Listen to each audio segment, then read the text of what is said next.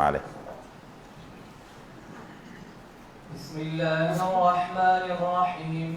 وبسند متصل منا إلى إمام الترمذي رحمه الله وبه قال حدثنا محمد بن بشار قال حدثنا محمد بن جعفر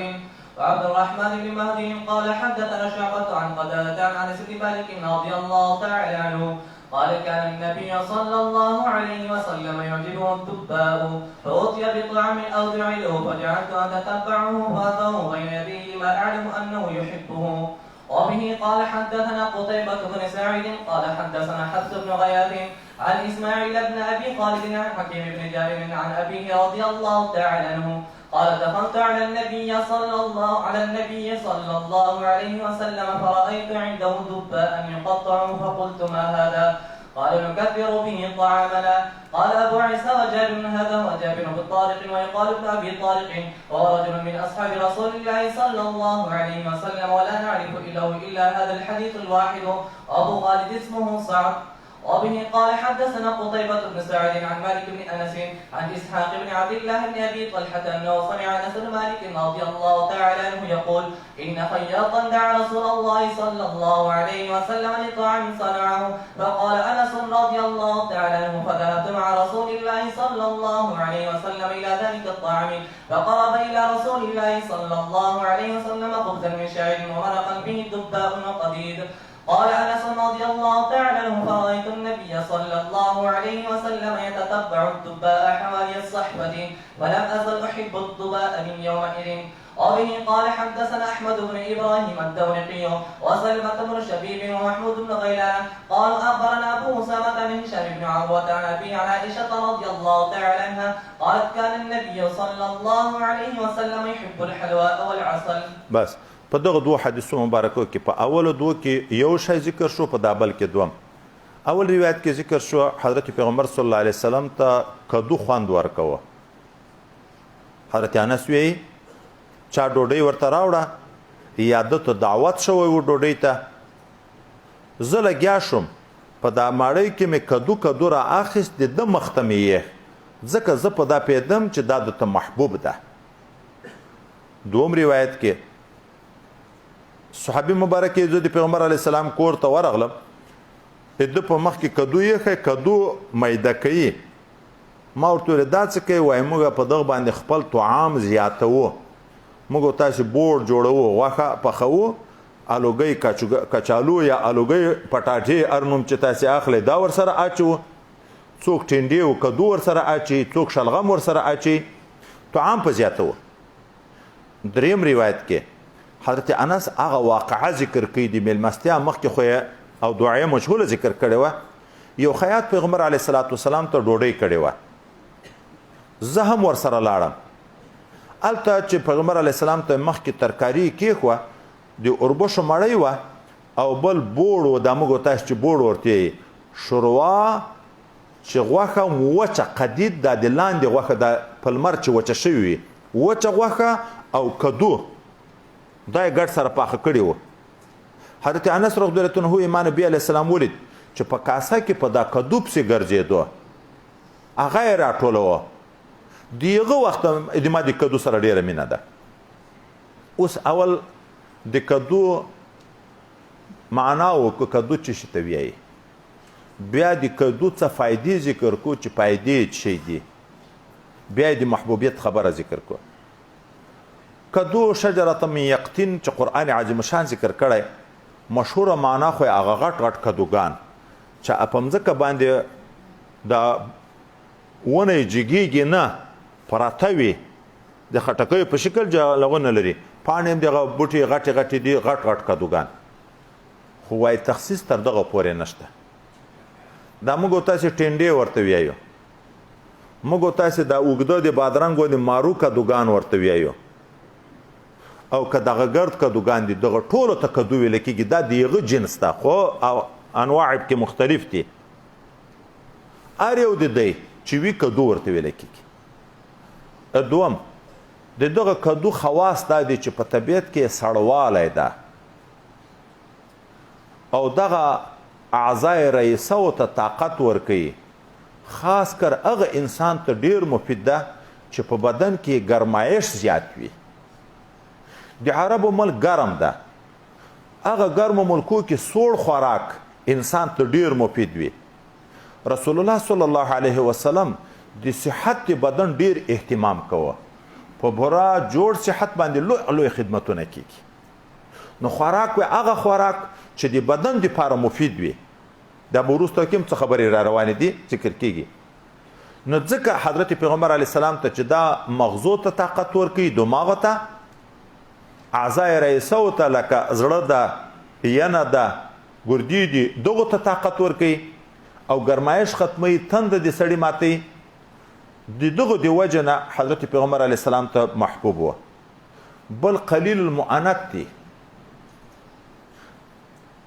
قیمت هم کم، پختن هم بې تکلیفه، مشقت ډیر نشته پکې، قیمت هم کم او پختن کې هم څه تکلیف مکلیف نشته. سړی خپل مقصد نه باسي، عباداتو ته یا کتاب ته یا ښه ته دغه ته زر ورخلاصېږي. نو حضرت نبی علیه الصلاة والسلام ته دغه کدو محبوب و.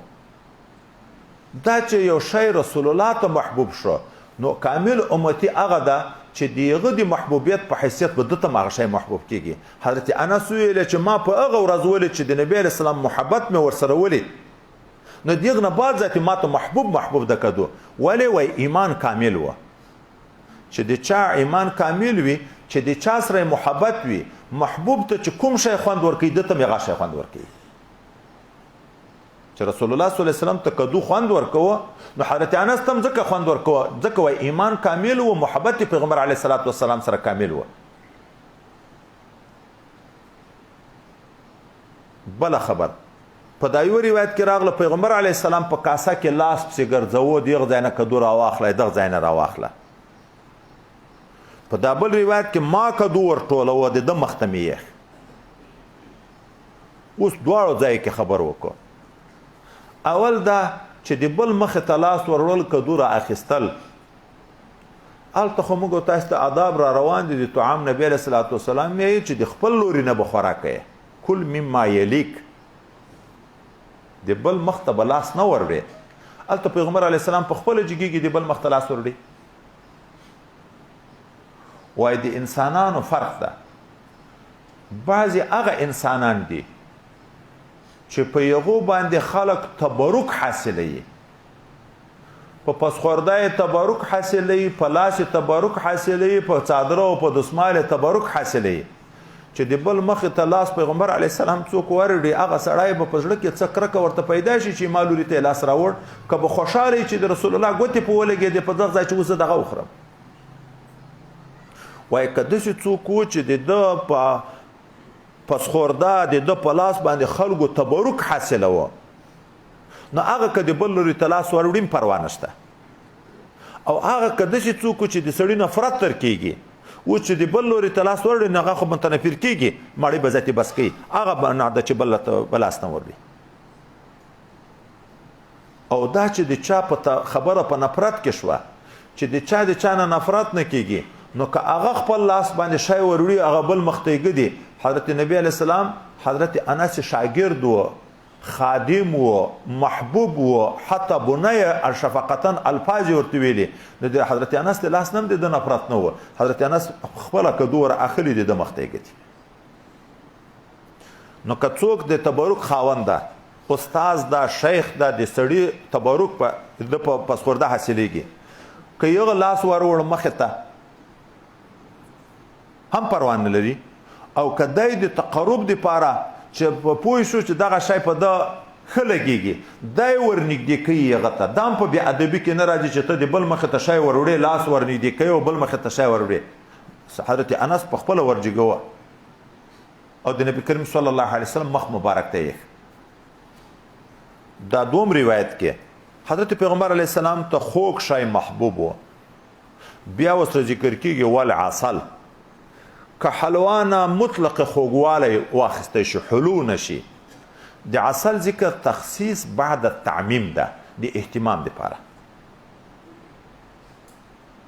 عسل هم خوږ شی ده، خو دغه بیا نبی علیه السلام ته ډېر محبوب و. ولې؟ فایدې ډېرې دي پکې. قرآن عظیم شان کې هم شفاء للناس ورته ویل شوی ده. خو حالتو به بیا ذکر کوو ابواب طب کې د هر مرض دپاره نه کوي. چاته د ګرمۍ نه مرض پیدا و شاید په طبیعت کې ګرم دی هغه ته بیا کله تاوان پیدا کیږي. خو فی الجمله شفا ده تحقیق په نور حالت کوو. نور دغه شاتو کې عجب خصوصیات خدای متعالی ایښي دي. شات چې سړی خوري معده ګرموي خو په ګرمایشت معتدل سره. معده ګرمایش ته ضرورت لري، ضرورت چې ډیره سړه شوه لکه هغه سړی اوبه چې وچکې معده قبض کیږي. دا نن سبق کې ذکر کړی دي چې نبی علیه السلام په ماړۍ پسې متصل د اوبو چکلو نه منع کړی ده. متصل به اوبو نه پسې چکې ولې هلته معده په فعالیت لګیا شي خوراک دې وکړه. سړی اوبه دې چې په واچولې فعالیت یې کمزوری شو، ماشین کمزوری شو، نو هضمه بیا نشي کولی. نو شات یو معدې ته ګرمایش ورکوي، معتدل ګرمایش، ډېر ګرمایش هم نه چې تاواني وي. بل دا معده خیری چرکیات نیسي. لکه موږ تاسې دا لاس نه دا باجه مړی تور تور خپي په چې په لاس یې تر لرې کوم دا لاس خپل هم تک تور ونیښلي که نه دا معده چرکیږي. دغه شات دا کمال ده چې دغه بوخڅۍ د معدې چې دا پټ پټ ده دغه صفا کوي. لکه په پرېمینځل کېږي هغه شی را جدا کوي. ته دغه شات کلمو کې چې کوم چرکیات وي کلمې صفا کوي. دغه شات د رګو خولې خلاصوي چې دا د شینه غذا نه پیدا بیا ښه رانقل کوي خپل ځان ته. دا شات ګردو ته طاقت ورکوي. دا شات ینې ته طاقت ورکوي. دا شات مثانې ته طاقت ورکوي.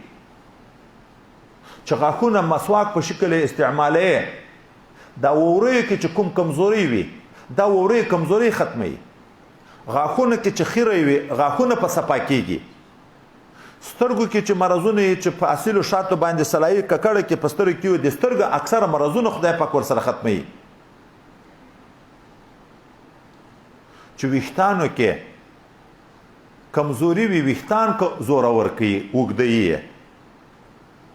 حتی چې څوک مخه د سپږو نه په عذاب وي چې سر په غوړ کې سپږې وژني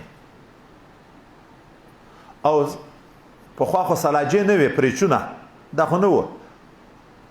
تازه غوښه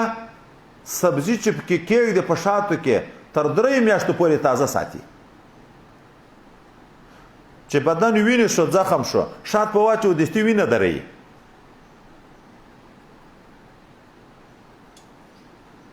خو د شاتو فایدې ما دلته ذکر کړې. بیا مې دا وویله چې شات معده م سړوي. د یو بیا ځان ته طریقه ده. خپله شات چې استعمالیږي معده ګرموي په ګرمایشت معتدل سره ګرم دي. خو دغه شات چې په سړو اوبو کې واچوي تر دغه نه بیا سوړ شی نشته. بیا خاص کار چې داسې داسې په دا ګیلاس کې سره واړی راواړی چې څومره یې اړی را اړی سړوالی زیاتېږي حتی په دا سره ګرمي کې وچکه یو ساعت بعد به زکام یې. چې چا د سینې د الرجي تکلیف وي دستي سینه خرابوي دومره ساړه بیا جوړېږي. نو که کله د چا ګرمایش ډېر وي په بدن کې بیا یې دغه طریقه. که چا خېټه غټه وي واز دې ډېرې وي بیا چې په سهار ټیم وختي په جوش اوبو کې ګرم اوبو کې شات اچوي او بیا یې چکې دا د بدن د خېټې واز دې ختموي. خو هر شی پیدا ما درته ویلي وي پرون هم چې نیمه خبر چې واورېدې باندې دې سړی نه کې دلته مې دغه پیدې ذکر کړ. په دا سخته ګرمي کې دلته خو په دکان کې هم د یار محمد شات شته. دلته حسین هم خپل هغه کې شات لري. طالب ورغلی ده د یار محمد نه شات اخیستي. وایي چې شات یې واخیسته دا بوتل یې په سر جګ کوچکي یې څه کوې؟ وایي ګرمي مې ډېره کېږي. نو شات چې کوم چې دا ګرمي مې ورکه شي ما ورته ویل خو دا خو ګرم دي. وایي نه خلیفه صبر چې دا ساړه دي. ګوره خبرې نه یې زده د دورې طالبې په پښتو هم نه پیږئ غټه به نه وایي که نه. دا خو بیخي د کتاب خبره نه ده دا خو د پښتو خبره ده. شات استعمال دغه خبره د چی ده دا خو حاشیه او نقطه نه ده شرح نه ده خو د پښتو خبره ده. خو سر یې نه و خلاص دغسې شات په سر باندې چې کړي بوتل وایي نیم بوتل یې وچکل چې ګرمي مې ډېره کېږي. نه دغه خپل خپل خصوصیات لري خپل طبیعتونه لري. دا روپۍ چې په موبایلو په خرچو بې ځایه ورکوئ د ځان د صحت لحاظ وکړئ شات په وخورئ. بل څه ښه شی په وخورې نیت مخکې موږ وکړو په مباحو کارو کې چې نیت تقوی علی العبادت وکړي دا ښه خوراک چې کې دا ښه خوراک درته عبادت ګرځي خدای پاک ثواب په درکوي که نه درکوي او که داسې شي چې حلوا معروفه حلوا واخیستی شي لکه دا موږ تاسې په پښتو کې چې حلوا ورته ویایو بیا خو عسل دوم شی ده عطب د خاص علی العام نه ده عطب د مغایر په مغایر باندې ده نبی علیه السلام ته حلوا وکړي دغه حلوا بیا خوند ورکوه ډېر خجورې چې په شودو کې پخې شي حلوا تر جوړه شي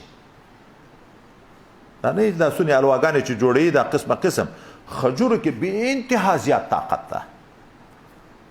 دا کجورې نه دي بیا په دغه کې دغه چوارې چې ورته ویایي هغه او که دا رطب تازه کجورې دي په هر یو کې ښایي پیدې ډېرې ښایي په چوارو کې هم ډېره پیدا ده په دغه کې هم خو دا چې د سړی وینه یې کمه وي وجود کې کمزوری نو بیا دا چوارې چې داسې استعمالي چې بېګا یې په شودو کې اچوي سهار یې بیا د هغه شودو سره خوري خو بې واده دی نه خوري او داسې څوک نه چې هلته یې واده نه وی کړی چې خلیفه صاحب خجرې راوښوی بیا د شپې کاټه بارې منډې وایي دا کجورو کې رب کریم دومره پیدې ایښي دي یو حکیم اوس وفات شو دا سږ کال یې داسې ناڅاپه وفات شو ډېر عجب سړی و د فیرسبق صاحب مرید و او د ما یې ډېر قدر احترام کوه دغه چې اوس دا شریعت کې دا ده چې روژه په چا ماته کې ډېر ثواب ده په کجورو په دغه پورې خبره کړه ده به هغه کتاب یې ماته جوړ کړی اوس راکړی ده دا کجورو کې چې رسول الله چې خبر کړی تحقیق چې حکماو پسې کړی په کجورو کې دومره طاقت ده چې په ټوله ورځ کې انسان کې چې څومره کمزوري راغلې د روژې د وجې نه چې دوې کجورې وخوري هغه د ورځې ټوله کمزوري په پوره کېږي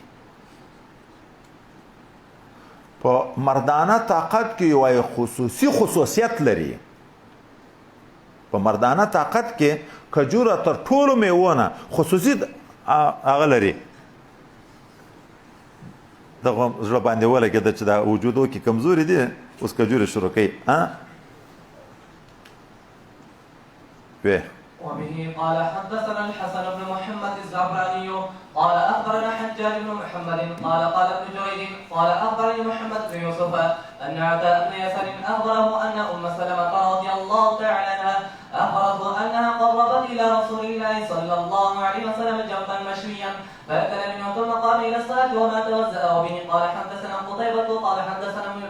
قال حدثنا ابن ربيعة عن سليمان بن زياد عن عبد الله بن الحارث رضي الله تعالى عنه قال أكلنا مع رسول الله صلى الله عليه وسلم شواء في المسجد وبه قال حدثنا محمود بن غيلان قال أنبأنا وكيع قال حدثنا مسعر عن أبي صخرة جامع بن شداد عن المغيرة بن عبد الله عن المغيرة بن شعبة رضي الله تعالى عنه قال زرت مع رسول الله صلى الله عليه وسلم ذات ليلة فأتي بجنب مشوي ثم أخذ الشفرة فجعل يحز لي بها منه قال فجاء بلال يؤذنه بالصلاة فألقى الشفرة فقال ما له قربت يده قال كان شاربه قد وفى فقال ما أقصه لك على سواك أنقصه على سواك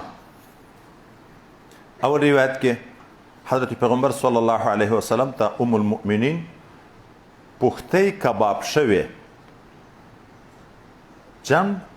دا د خرګ را لاندې د پسه خو د مخ کې لاس وي دغه نه را لاندې دغه تشي پورې دغه چان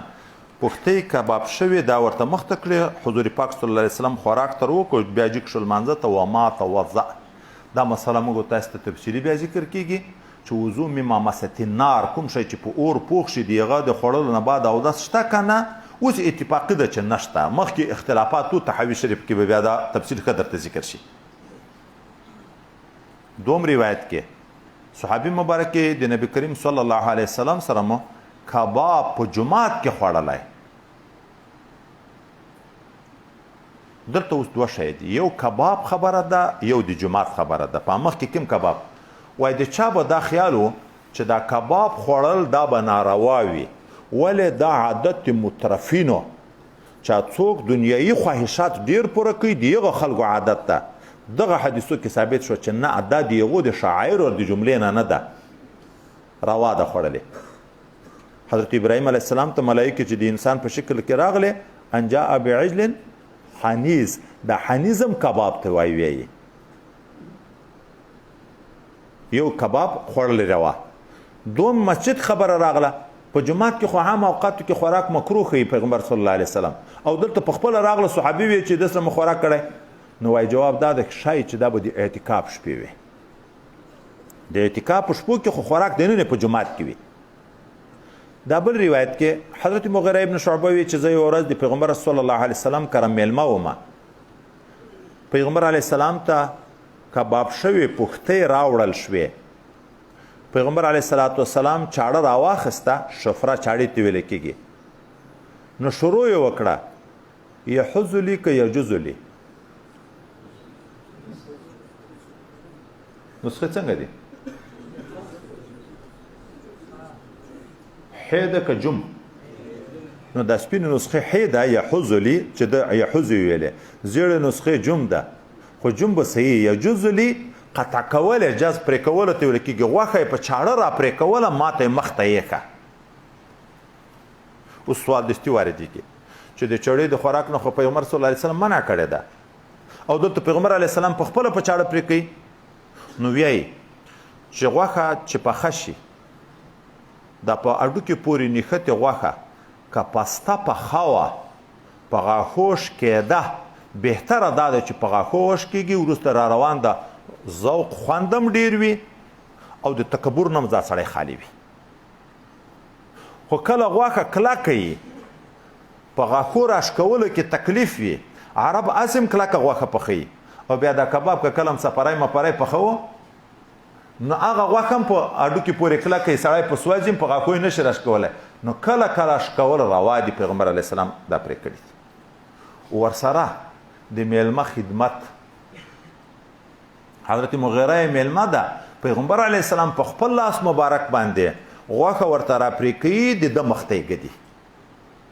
د میلمه خدمت په خپله کوي دا میلمنو کې ډېر لوی ثوابونه دي چې د خدای د رضا دپاره میلمانه وي د یوه میلمه قدر چې وکړي لکه د اویاو انبیاو قدر دې چې کړی ځکه دا د انبیاو سنت دې ژوندي کړه هغه روپۍ چې په میلمانه لګیږي لکه په جهاد کې چې لګي ربي کریم دومره ثواب ورکوي په کوم کور کې چې میلمانه وي چې ماخوستان میلمانه وي تر سهاره ملائکې د مغفرت سوالونه ورته کوي که د ورځې میلمانه و تر بېګا پورې ملائکې د حضرت عمر صاحب میلمانه دي دی لګیا د خپله خدمت کوي چا ورته ویلي یا امیر المؤمنین موږ شرمېږو چې ته خدمت کوي ته کښېنه ده ورته ویلي ما د پیغمبر صلی الله علیه وسلم نه اورېدلي چې په کوم کور کې چې میلمانه وي د میلمانو د احترام دپاره ملائکې ولاړې وي نو ما ته د هغو نه حیا راځي ځکه نبی علیه السلام سره له دې نه نبی علیه السلام خدمت ته څه ضرورت و چې دی د میلمه خدمت کوي د ده به خلکو خدمت کوه خو ده به خپله کله میلمنو ته ولاړ و خدمت کله دلته په چاړه ور پرې کوه چې دا سنت طریقه جوړه شي امتیان په دې باندې پوه شي دا خدمت د میلمه دا په واقع کې د دین یو جز ده پیغمبر علیه السلام په چاړه غوښه را پرې کوله چې وخت جمع شو حضرت بلال رضی الله عنه راغی غږ یې وکړه چې جمع وخت تیار ده پیغمبر علیه السلام چاړه واچوله او وی ویل ما له تربت یداه تربت یداه اصلي ذات کې خو خیاره ده لاس دې سپیره شي دا معنی داسې د مسکین شي چې په کور کې شی نه پیدا کېږي باسې وا د خاوره نه وایي خو دا الفاظ لکه عقرا حلقه ویحک ویلک تربت یداه تربت جمینه چې نبی علیه السلام ویلي دي دا ټول د شفقت لکه پلار مور ته او اولاد ته وي خوله دې وچه شه خاورې وخورې هلته یې ورکوي شی هلته ورته وي چې خاورې وخورې ښېرا خو نه مطلب نو پیغمبر علیه السلام ویلې نوع تنبیه ده موږ تاسو ته د فقه مسله هغه اعذار چې د جمع لمونځ په ساقط کېږي په اوله ترمذي کې به موږ تاسو ته ووایو چې 20 عذرونه دي تقریبا د یغو د وجه نه که جمع د تا نه پاتې هم شو ګناه نشته یو په یغو کې دا ده چې سړی وږی وي اشتها وي او مړی حاضر وي طعام حاضر وي حضرت عبدالله ابن عمر به روژه ماتوله هلته به جمع ولاړه وه دی نه ورجېږېده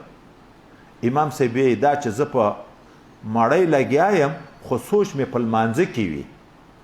دا محبوبه ده ماته تر دې نه چې په لمانځه ولاړ یم سوچ مې په مړی کې ټول حضور خراب شي نو نبی علیه السلام ویلې په مړی لګیا یې ولې غږ وکړه چې جمع ټیم ولاړ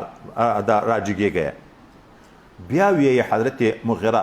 چې حضرت بلال چې راغی چې دلته یې غږ وکړو د حضرت بلال رضی الله عنه دا بریتونه راوګده و.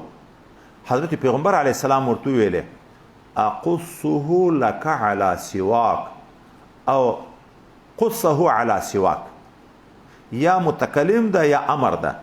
یا یو ته راوړه زه دا بریتونه پرې کوم په مسواک باندې. په مسواک پرې کول څه معنا؟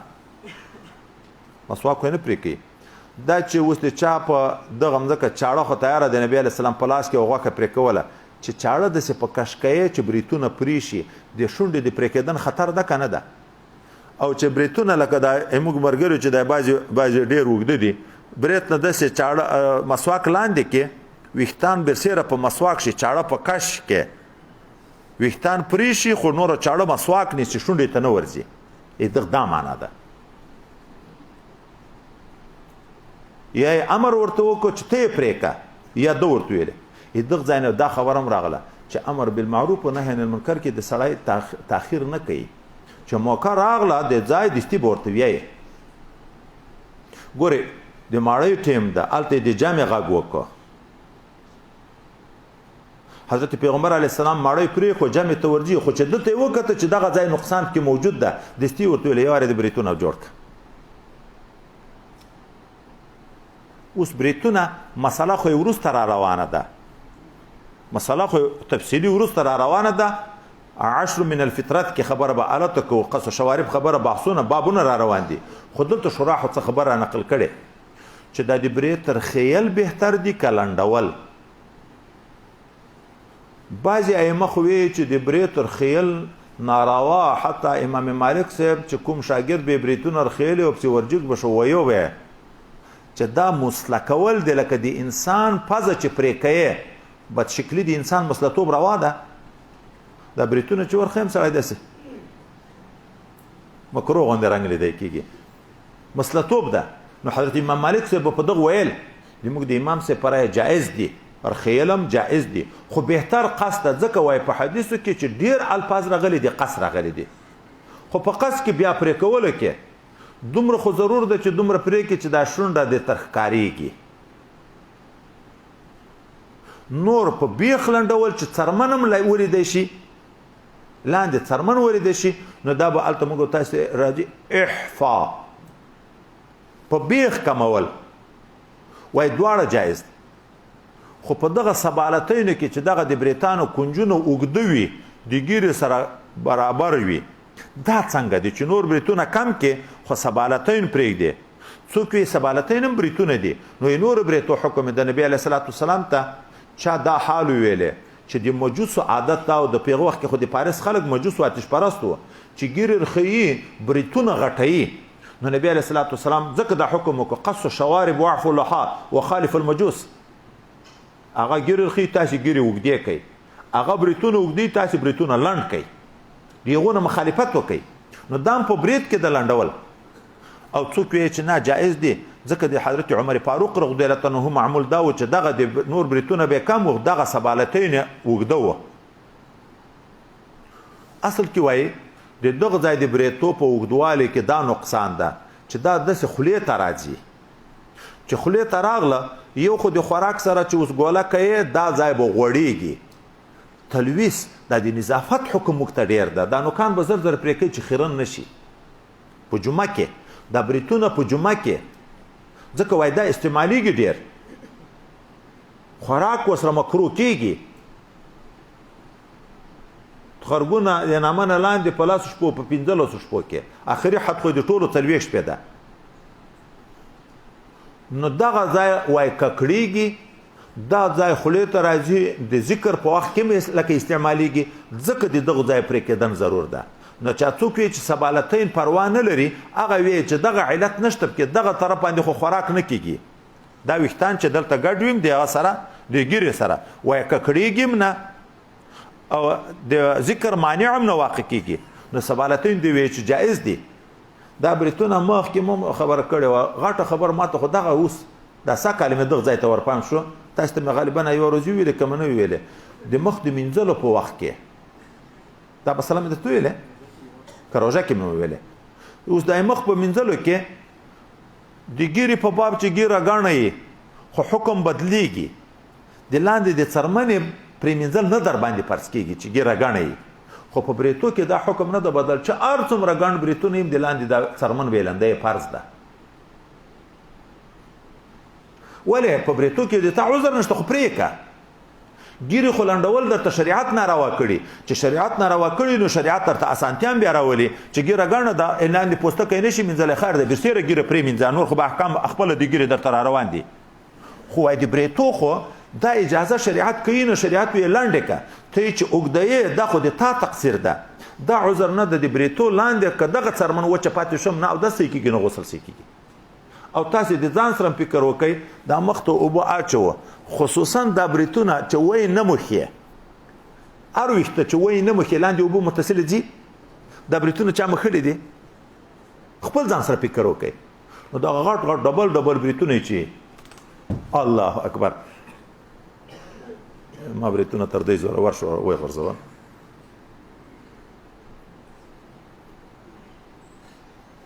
نو دا په اوداسه کې لوی تاوان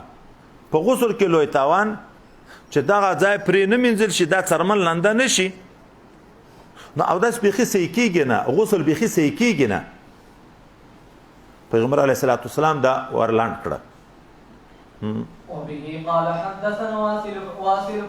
واصل بن العبد الاعلى قال حدثنا محمد بن الفضيل عن ابي حيان التيمي عن ابي زرعه عن ابي هريره رضي الله تعالى عنه قال اوتي النبي صلى الله عليه وسلم بلحم فرمى اليه الذراع وكانت تعجبه فنهس منها وبه قال حدثنا محمد بن بشار قال حدثنا ابو داود عن زهير يعني بن محمد عن ابي اسحاق عن سعد بن عياض عن ابن مسعود رضي الله تعالى عنه قال كان النبي صلى الله عليه وسلم يعجبه الزراع قال والسم في الذراع وكان يرى ان اليهود سموه وبه قال حدثنا محمد بن بشار قال حدثنا مسلم بن ابراهيم قال حدثنا بال بن يزيد عن قتادة عن شهر بن حوشب عن ابي عبيد رضي الله تعالى عنه قال طبقت للنبي صلى الله عليه وسلم قدرا وكان يعجبه الزراع فناولته الزراع ثم قال ناولني الزراع فناولته ثم قال ناولني الزراع فقلت يا رسول الله وكم للشاة من زراع فقال والذي نفسي بيده لو سكت لناولتني الزراع ما دعوت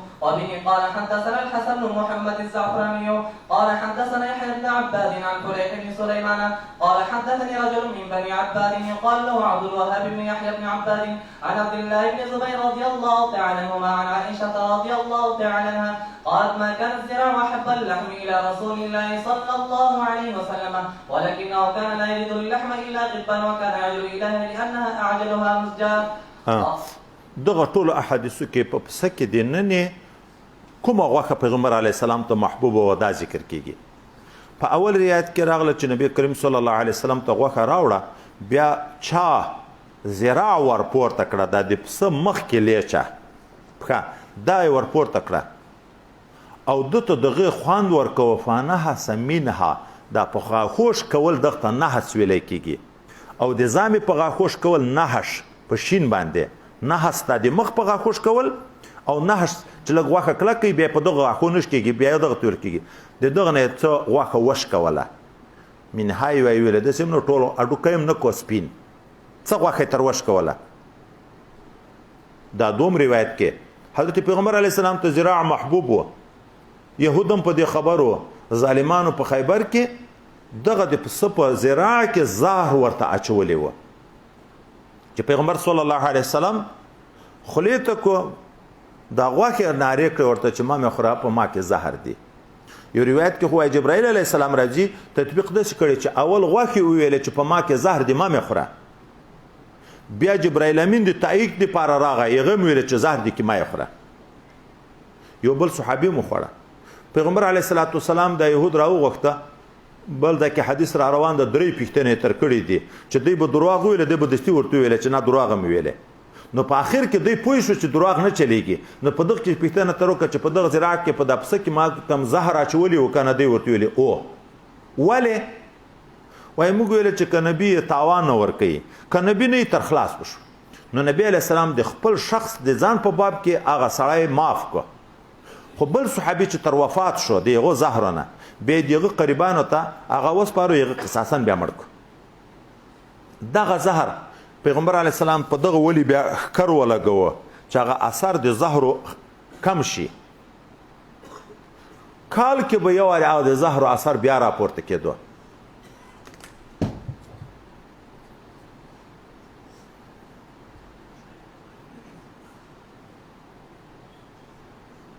دنیا به سره خبره کې چې دا خلک ولې داسې جنګونه کوي